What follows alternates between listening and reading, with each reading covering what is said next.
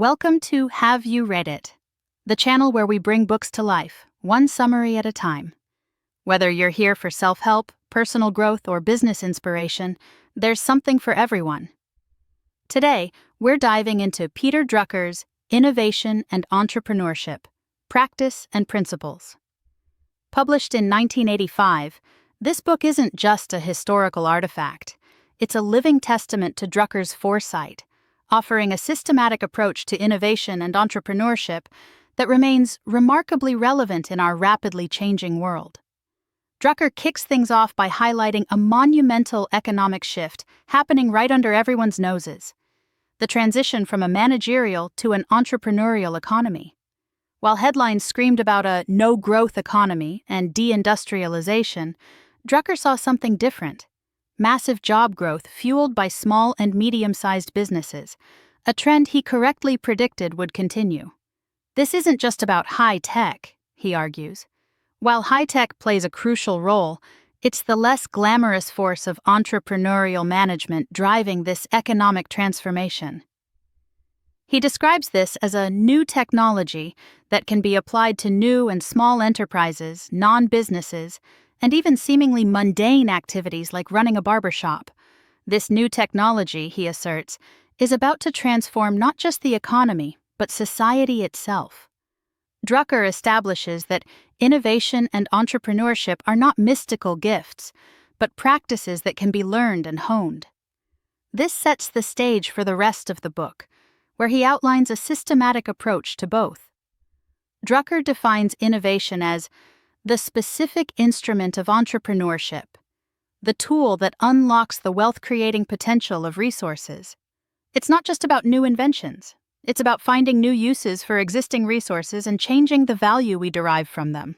He offers the example of the shipping container, a simple innovation that revolutionized global trade without any groundbreaking technology.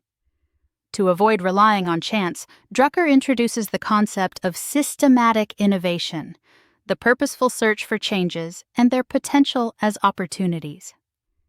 He outlines 7 sources of innovative opportunity: the unexpected. Drucker emphasizes paying attention to the unexpected success, the unexpected failure, and the unexpected outside event. He illustrates this with compelling examples like the unexpected growth of appliance sales in a department store and the surprising demand for computers from businesses. Incongruities. This involves spotting the discrepancies between what is and what ought to be, or between reality and assumptions. He discusses the incongruity between rising demand for steel and the inefficiency of traditional steel mills, which led to the rise of mini-mills. Process need. This focuses on perfecting existing processes, replacing weak links, or designing new processes around new knowledge. The development of the linotype machine and the invention of the preservative for an enzyme used in eye surgery are cited as examples. Industry and market structures.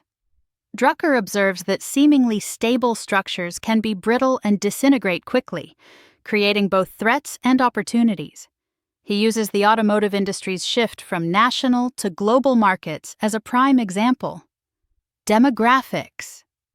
Drucker stresses the importance of understanding population changes and their long-term consequences. He criticizes the common tendency to dismiss demographics as slow-moving and irrelevant to short-term decisions, highlighting the sudden shifts that have occurred in the 20th century. Changes in perception. He argues that changes in how people perceive the world, even without underlying factual changes, can create significant opportunities. He cites the rise of health hypochondria and the changing perception of food as examples. New knowledge. Drucker acknowledges the importance of knowledge-based innovation, particularly in science and technology, but cautions about its long lead times, high casualty rate, and the critical importance of receptivity.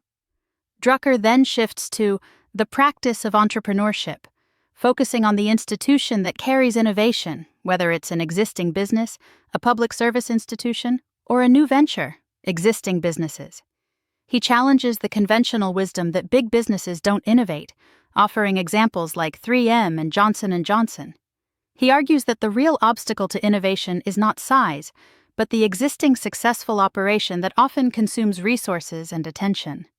Drucker outlines policies and practices for existing businesses to become more entrepreneurial, including systematic abandonment of outdated products and services, focusing on opportunities, and measuring innovative performance. He also offers advice on structuring, staffing, and compensating for innovation, emphasizing the need to keep entrepreneurial ventures separate from the existing business. Public service institutions. Drucker recognizes the need for innovation in the public sector, but acknowledges the inherent challenges. He points out that public service institutions are often budget-driven rather than results-driven, have multiple constituents that can veto change, and tend to view their missions as moral absolutes.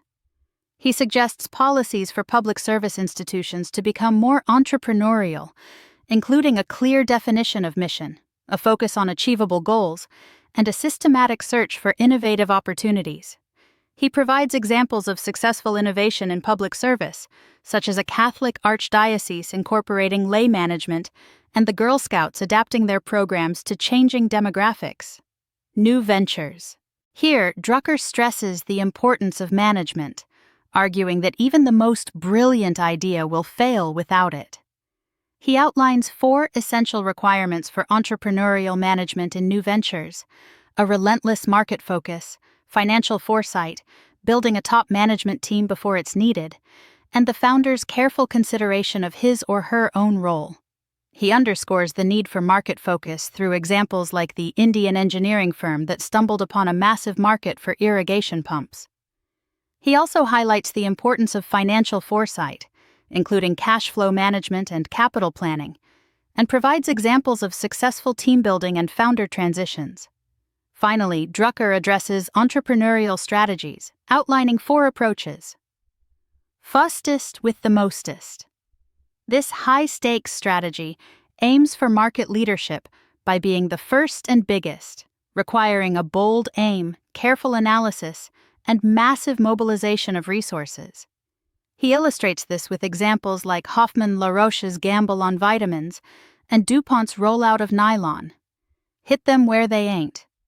This involves 2 strategies: creative imitation, perfecting and positioning an existing innovation, and entrepreneurial judo, exploiting a competitor's weaknesses. IBM's approach to personal computers and Sony's success with the transistor radio are discussed.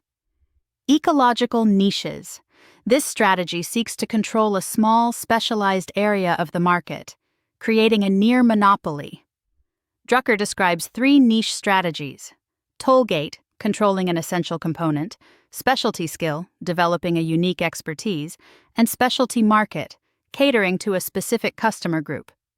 Changing values and characteristics.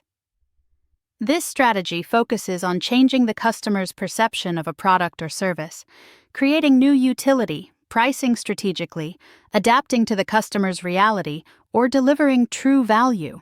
Examples include Rowland Hill's postal reforms and King Gillette's razor blade pricing. Drucker concludes by looking ahead to the entrepreneurial society, arguing that innovation and entrepreneurship are essential for societal renewal. He cautions against relying on central planning and emphasizes the need for social innovations to address displaced workers and obsolete policies. He suggests tax policies that encourage capital formation and protect new ventures from regulatory burdens. He also underscores the need for continuous learning and relearning in an entrepreneurial society, challenging traditional educational practices. His vision extends beyond economics, emphasizing the importance of individual adaptability and societal flexibility in navigating a world of constant change. Thanks for watching. Have you read it? Make sure to give this video a thumbs up and hit that subscribe button so you never miss our next book dive.